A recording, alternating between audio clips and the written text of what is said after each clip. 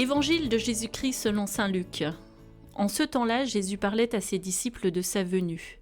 Il y aura des signes dans le soleil, la lune et les étoiles. Sur terre, les nations seront affolées et désemparées par le fracas de la mer et des flots. Les hommes mourront de peur dans l'attente de ce qui doit arriver au monde, car les puissances des cieux seront ébranlées. Alors on verra le Fils de l'homme venir dans une nuée, avec puissance et grande gloire. Quand ces événements commenceront, redressez-vous et relevez la tête, car votre rédemption approche. Tenez-vous sur vos gardes, de crainte que votre cœur ne s'alourdisse dans les beuveries, l'ivresse et les soucis de la vie, et que ce jour-là ne tombe sur vous à l'improviste comme un filet.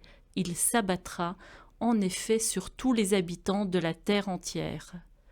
Restez éveillés et priez en tout temps, ainsi vous aurez la force d'échapper à tout ce qui doit arriver et de vous tenir debout devant le Fils de l'homme.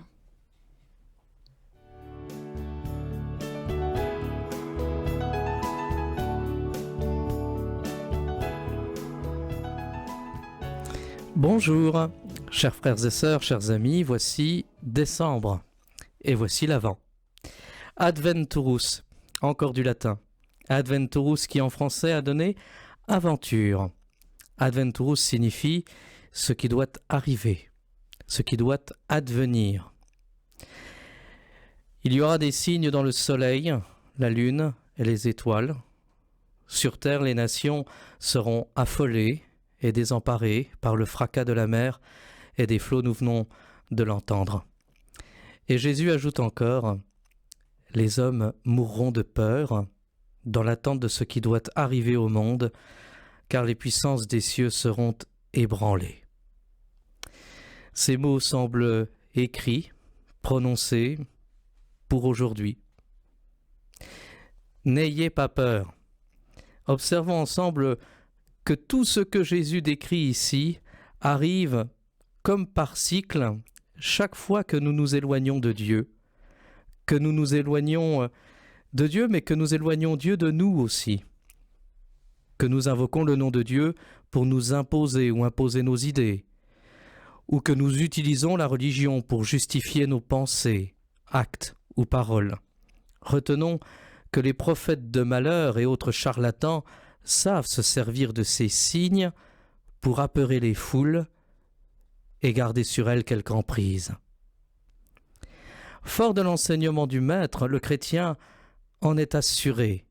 Au milieu des événements du monde, l'homme est déjà libéré de la peur. Nous pouvons nous redresser, nous pouvons relever la tête, ressusciter déjà. Adventurus.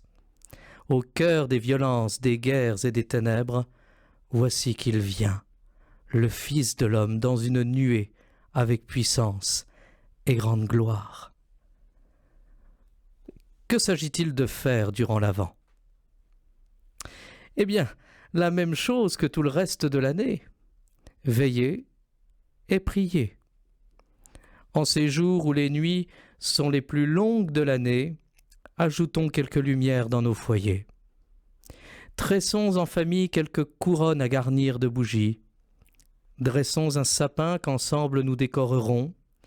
N'oublions pas de placer une crèche à son pied, signe jusqu'à Noël de la famille que doit devenir l'humanité. Qui saura l'unir ?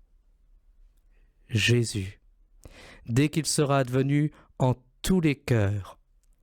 Chaque jour, frères et sœurs, chers amis, veillez pour ne pas entrer en tentation et pour ne jamais succomber aux séductions de l'esprit du monde, de division et de rupture. Priez comme le Seigneur nous l'a appris pour rester proche de Dieu qui ne cesse de venir à nous, de venir en nous. Alors toi qui écoutes, voici en ces temps troublés ta meilleure résistance. Veille et prie. Garde confiance dans le Seigneur.